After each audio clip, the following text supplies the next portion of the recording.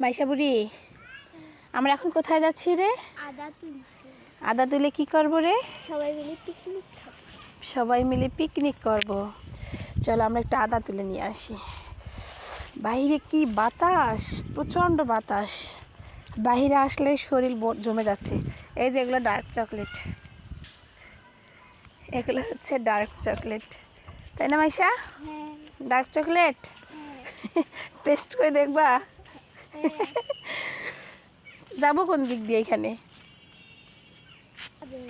এদিক দিয়ে কি যাওয়া যাবে? আমি আগে প্রথমে যাই। হ্যাঁ, ঠান্ডা বাবা, প্রচণ্ড ঠান্ডা। বিসমিল্লাহ। আসে না তো, উঠে আসে না তো। প্রচণ্ড ঘ্রাণ আদাটার।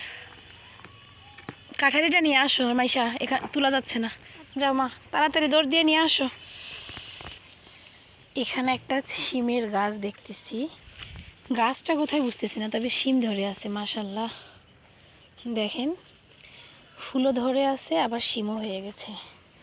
আর এই যে পুঁই শাকের গাছে পুঁই শাক নাই, কিন্তু বিচি হয়ে গেছে অনেক।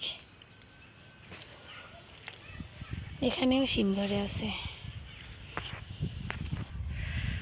আমাদের এই আম গাছগুলোতে মানে প্রচণ্ড আম ধরে, আর এতই মিষ্টি। আর আমাদের কিন্তু অনেক আম গাছ, বাড়ির চারদিক দিয়ে শুধু আম গাছ। আম গাছ আর কাঁঠাল গাছ বেশি, তাই না মাইশা? ধরো এটা নাও, আমি তুলি। ঠান্ডাতে মুখ দেওয়ার কথাও আসতেছে না, দাঁতে দাঁতে একখানে হয়ে কি হচ্ছে, কাঁপুনি হয়ে যাচ্ছে, তাই না মাইশা? কোন গাছটার থেকে নিছিলাম রে? এটার থেকে।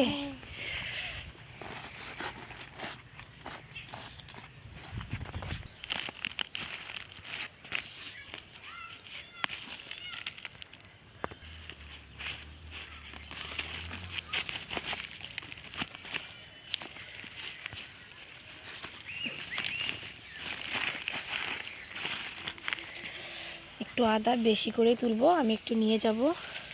একটা বাটি নিয়ে আসতে পারলে না মাইশা?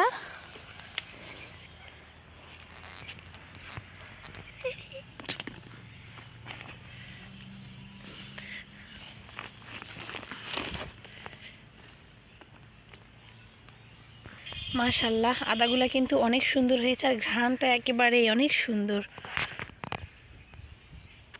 এখন আমরা আর একটা থেকে নিই। এটা আবার উপরেই উঠে আছে রে।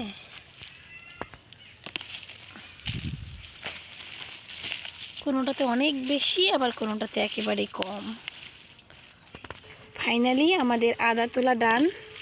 আপাতত এতটুকুই লাগবে, আর আমিও বেশি নিয়ে যাব না, কারণ হচ্ছে এগুলোতে মানে ভর্তা বানালে, এই দেশি আদা দিয়ে ভর্তা বানালে অনেক সুন্দর একটা ঘ্রাণ আসে।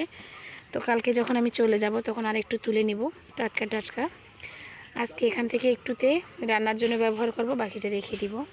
তো মাশাল্লাহ, অনেক সুন্দর ঘ্রাণ। আসলে নিজের হাতের ক্ষেতের করা জিনিস দেখতেও যেমনটা সুন্দর, আর একেবারে কিন্তু অথেন্টিক।